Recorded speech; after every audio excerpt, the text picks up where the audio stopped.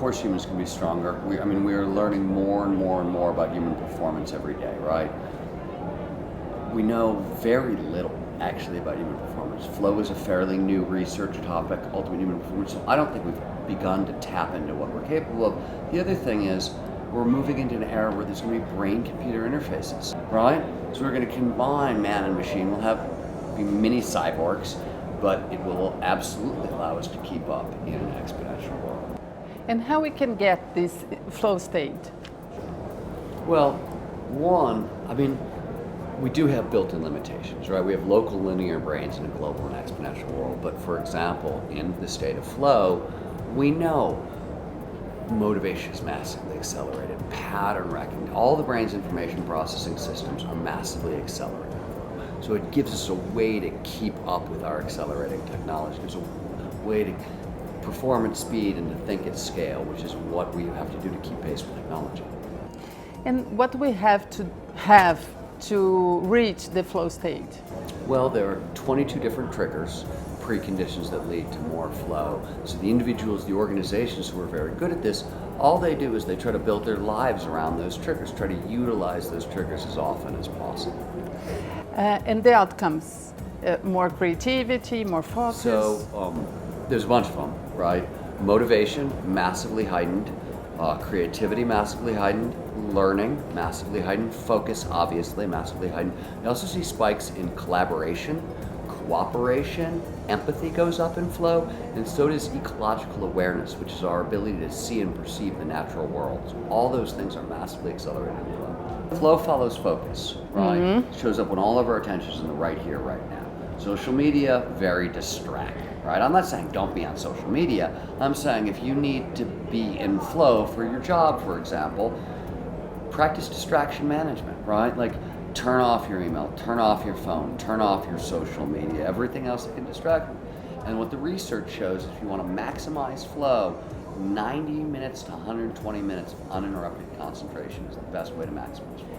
That's our biggest challenge nowadays, isn't it? I think it's a big challenge. I think a lot of the ways we've started doing business, mostly just the past 10 years, right? Open office plans, terrible for flow because you can't shut your doors, right?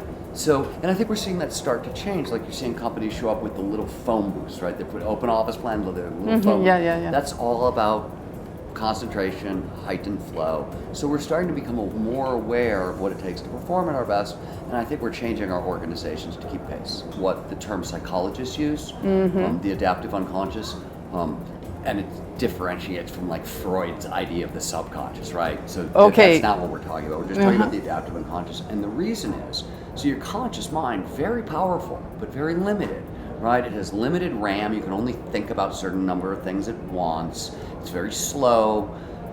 The adaptive unconscious is much faster, has nearly unlimited RAM, right? So in flow may be the only time we actually get to see the adaptive unconscious working while we're actually conscious, right?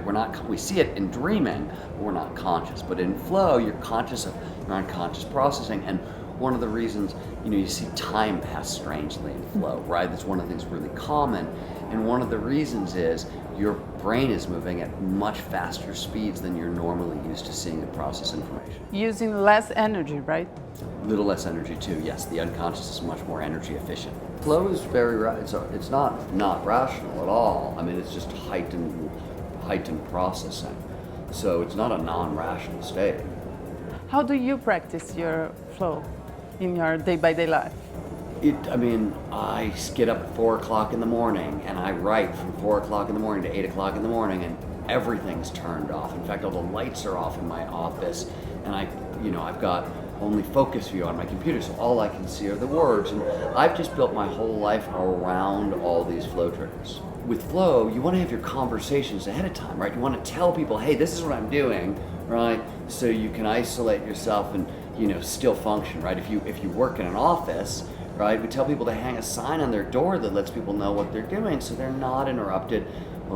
Right, you've got to change the way we do business a little bit, but it's much more effective. You get way more done. Flow is universal. It shows up in everyone, anywhere, provided certain initial conditions are met.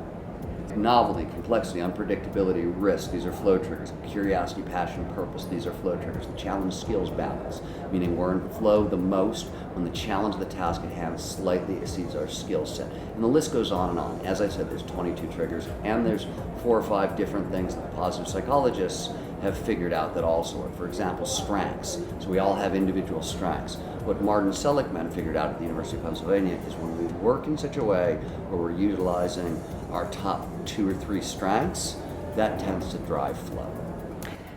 Do you think that should be teach in the school? Well, they're starting to, and there's been research on bringing flow into education that I think goes back to the 70s. So there's a 40 or 50 year history of bringing flow into schools. Montessori education, right? Considered one of the highest flow environments on earth.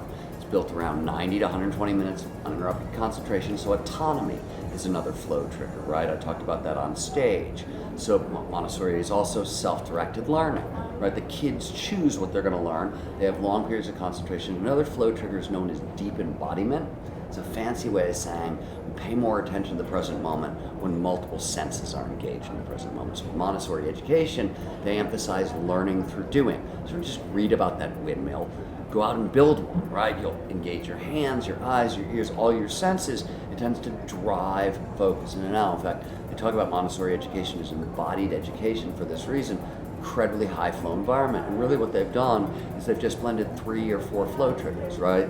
Autonomy, challenge, skills, balance, because kids tend to challenge themselves a little bit more, a complete concentration, and self-directed learning. So small environment, 4 flow triggers, but incredible results, right? Montessori children out-test pretty much kids on any test you can imagine, whether it's social skills, intellectual skills, creative skills. Montessori kids always win, and it's because it's a high flow learning environment. Okay, thank you so much. My pleasure, thank you.